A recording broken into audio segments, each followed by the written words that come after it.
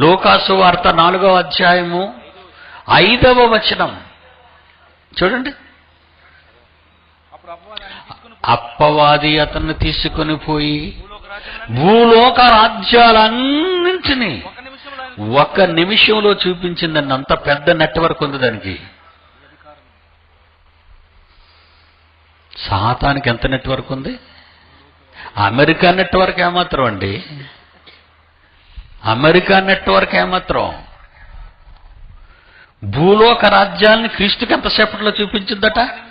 ఒక్క నిమిషంలో చూపించింది. అంటే యేసుప్రభువును తీసుకొని పోయానుందా? చూడండి, ఆ పదం ఉందో లేదో చూడాలి మీరు. అపవాది ఆయనను తీసుకుని పోయి, అంటే యేసుప్రభుని కూడా తీసుకుపోద్దా? నిన్ను తీసుకెళ్దా?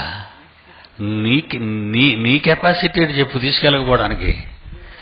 మీరంటారు యేసు రక్తం జై అంటే సైతాన్ ఏం చేస్తుందట? పారిపోద్దా? కుక్క అనుకున్నావేటి? కుక్క పిల్ల అనుకున్నావా దాన్ని? ఈరోజు బోధలు సంఘాలలో ఎలా బోధిస్తున్నారంటే అండి, బైబిల్ సరిగ్గా తెలియక, ఏమండి ఏ రక్తం జై అంటే వెళ్ళిపోద్దట, యేసు రక్తం జై అంటే అదేమైపోద్దట, బాబోయ్ అని పారిపోద్దట. భలే కదా. అసలు యేసు రక్తాన్ని కళ్ళ చూడకుండా వదిలిందా? యేసు రక్తాన్ని కళ్ళ చూడకుండా వదిలిందా? చివరి రక్తపు బొట్టు వరకు బయటికి రప్పించింది. అది శాటన్. మీరంటారు ఉష్ అంటే పోద్ది, పుష్ అంటే పోద్ది అంటారు. ఎవడ చెప్పాడు మీకు ఈ కథలో? బైబిల్లో ఎక్కడ లేవు. బైబిల్ ఎక్కడ లేవరా? కొన్ని వందల సంవత్సరాలుగా బైబిల్ తప్పు మార్గాన్న బోధింపబడుతుంది. అందుకే పుట్టాను నేను, అందుకే నన్ను పుట్టించాడు. యేసు రక్తం జై అంటే వెళ్ళిపోతండి. దాని నెట్వర్క్ చాలా పెద్దది. యేసు ప్రభువును తీసుకుపోయిందంటే నిన్ను ఈడ్చుకుపోదా? గుర్రమని ఈడ్చుకెళ్తుంది. యేసు రక్తం జై అంటే మూతి మీద పట్టణ కొట్టేస్తుంది. ఏట్రా మీ యేసునే ఈడ్చి తీసుకుపోయాను, నువ్వు జై అంటావా అని నా దగ్గర.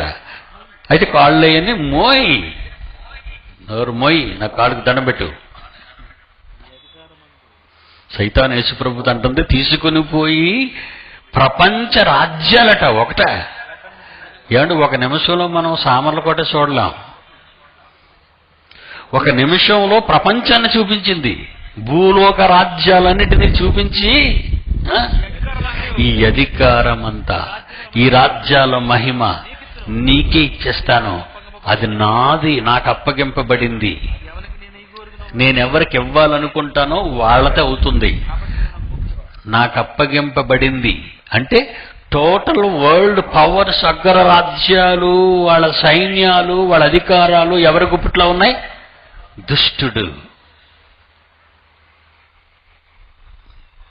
సైతాన్ అంటే ఏమనుకుంటున్నారు మీరు?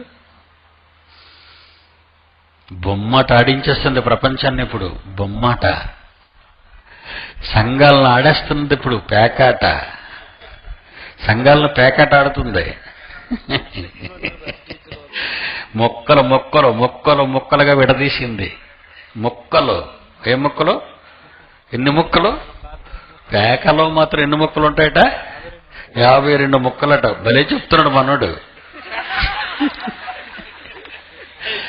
పేకాట్లో 52 మొక్కలు, కానీ క్రైస్తవుల్లో 3000 మొక్కలు. ఇప్పుడు చెప్పు, పేకాట్ నీకొచ్చా ఆడికొచ్చా?